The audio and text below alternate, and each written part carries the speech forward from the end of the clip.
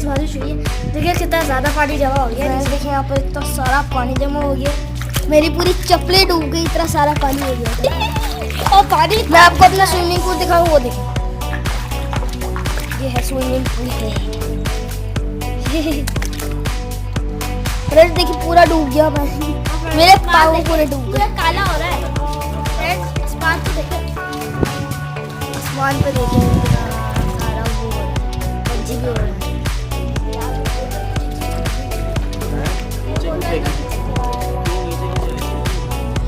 ये देखिए ये हमने अंडर पास बनाया था सारे दिन, पानी आ गया पूरे, बाहर देखिए पूरा ब्लैक।